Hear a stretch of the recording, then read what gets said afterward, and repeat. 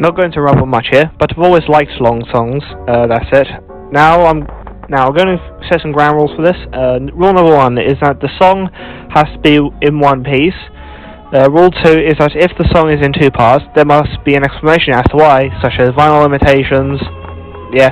And rule 3 is that if I like another song connects to the main track, I will include it in the final time.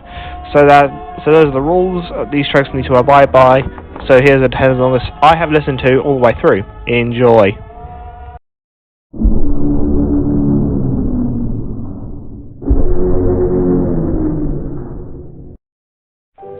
Swans is an experimental rock band which dive into post-rock, drone, ambient and other genres. The Glowing Man is the title track to the 2016 album of the same name, and it is the longest of the album, being nearly 29 minutes long. The lyrics are up to interpretation, which kind of makes the song better in my opinion. Not much else to say here other than I highly recommend you listen to it all the way through.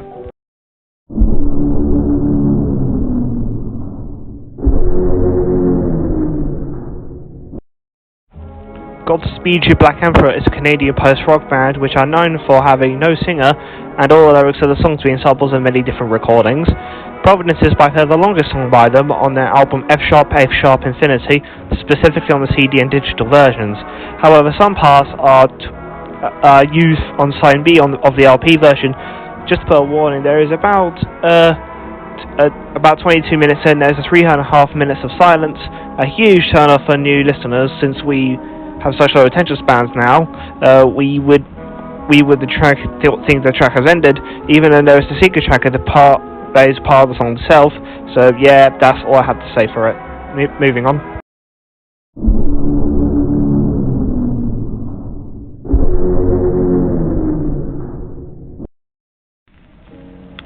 Expect Swans to appear repeatedly. So this here is the title track to the 2012 album of the same name. However, if you look it up, it says 32 minutes instead of 33. So where's the extra minute? Well, before the title track, there is a minute-long prelude track of sorts called The Wolf, and bleeds into it from car wings to blaring distorted bagpipes. Honestly, I have no idea what the song is about. Since Swans in their 2010 albums, they repeat a lot of sentences.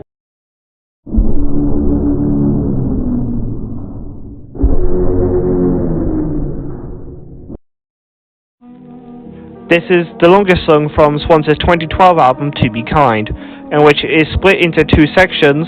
This song is a journey and a half, with it blowing me away every time I listen to it. However, the lyrics are borderline meaningless to me. If any of you viewers know, leave it in the comments.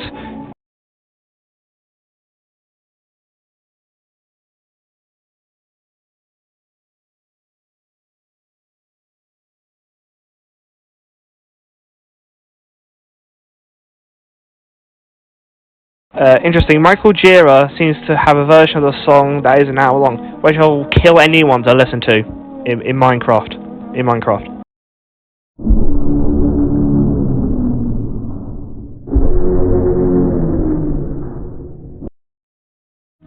This song is by far my favourite song, ever. It doesn't get old to me. You can make the case that the studio version should be on this list, but since I have listened to that version as well, that's just cheating, you piece of shit. This song is the last performance of frontman Shinji Sato, who died shortly after this live performance. And wow, what a performance this is. Although I can't understand 99% of the lyrics, since I don't know how to speak Japanese, it doesn't detract from my experience at all. I seriously recommend this song if you have the time. It is super worth it.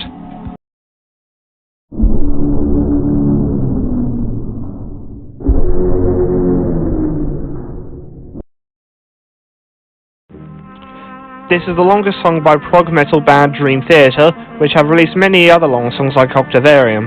The song is about different mental conditions and disorders like schizophrenia, autism, bipolar disorder, and etc. That's all I have for it.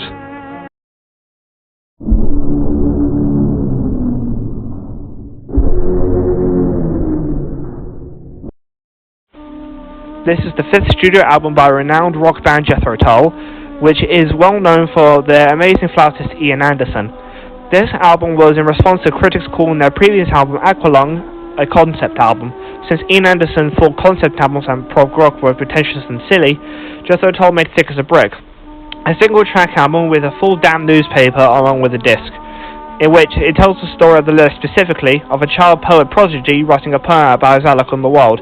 It started a controversy, and the contestant was disqualified due to receiving death threats. And the lyrics are that poem. In the newspaper are other humorous stories, fake advertisers, and even a fake cross person and dot-to-dot game for the kids. I honestly haven't seen a concept album with this cohesive of a theme.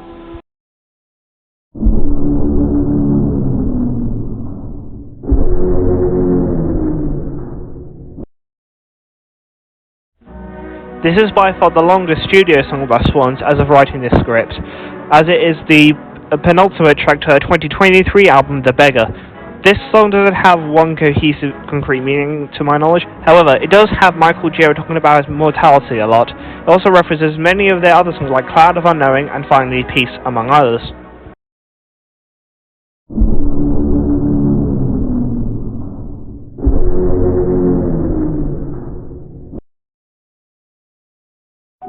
This is the 6th studio album by Jethro Tull, and it is about a soul's journey into the afterlife. This song, as well as Thick as a Brick, are more accessible than the previous songs on this list because when they were re-released, they were split into 8 and 15 parts respectively.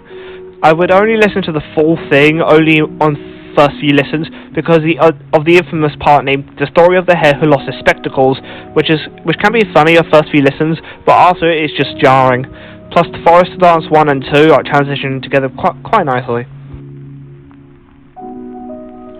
These songs are just songs that didn't make the list. I will also give them 4 explanations to these tracks. The first one of these is Supper's Ready by Genesis. Clocking in at 23 minutes, it is the longest track the band has done. If you don't include the Duke medley, but I don't count that since it isn't mentioned to be in the album, and there's only trivia to find out through outside sources. Anyway, Supper's Ready is about a couple facing extinction and the rapture that starts out with a war. They also find a weird farm that is controlled by a flowery wannabe. It is very weird. I highly recommend this song as it nails how to build the song over 15 minutes and explode it into a euphoric chorus. The second song I'm going to mention is Cygnus X-1 by Rush. Being 28.5 minutes, it's the longest song by Canadian rock band Rush, but only under my rules set, otherwise it would have been 21:12. Anyway, to make it brief, Cygnus X-1 is about a man on a ship called the Rocinante that is sucked into a black hole that the song is named after, in which, during this event, Olympus is in disarray due to Apollo, the bringer of wisdom, and Dionysus, the bringer of love, declaring war on each other. Even protagonist through the black hole, he is a disembodied spirit in Olympus. Dionysus and Apollo take notice of the spirit, and the protagonist tells them the story about him falling into the black hole and all that. After a while, Apollo and Dionysus turn to the protagonist, and stated by the lyrics, "We will call you Cygnus, the god of balance he shall be." Soon after, the war ends, and the 3 gods create a sphere, which I think is supposed to be the Earth, but I'm not sure. The song ends one of the most beautiful endings to a song ever. It is called The Sphere, A Kind of Dream, and the full segment by itself is on YouTube. The final song I'm going to mention is Cloud of Unknowing by Swans. Being 25 minutes, it was going to be number 10 before being trumped by Cygnus X-1 and The Glowing Man. I don't have much to say for this one because the lyrics are very much up to interpretation, but a notable thing I want to mention is that it is referenced in the Beggar Level 3 as stated before. And now, on to our number 1 song.